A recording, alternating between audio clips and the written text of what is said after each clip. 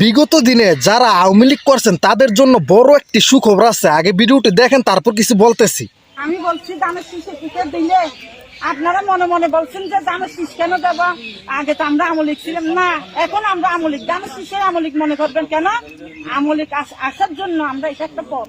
আমরা বিএনপি কে যদি চাই, বিএনপি দেখা 10 বছর বাদ হলে আমাদের নেত্রীকে আবার আনবে, জানেন যে এটা।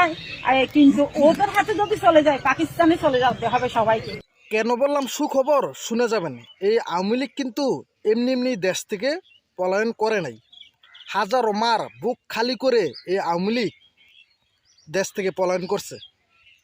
আবার দেখেন, এই বিএনপি আবার বলতেছে যে তাদেরকে ধানের শীষ মার্কায় ক্ষমতায় আনলে তারা আবার আওয়ামী লীগকে ফিরিয়ে এনে দিবে।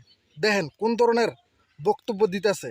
এই ধরনের কিছু কিছু নেতাকর্মীর কারণে আজ বিএনপির দুর্নাম হচ্ছে। বিএনপিকে একসময় অনেক মানুষে পছন্দ করতো, 20% মানুষের কথার কথা দিলাম, 20% পছন্দ করলে এটা নিচে নেমে এখন শুধু 5% মানুষে পছন্দ করে বিএনপিকে। ভিডিওটি জ্বরের গতিতে শেয়ার করে দিবেন যাতে সবাই শুনতে পারে।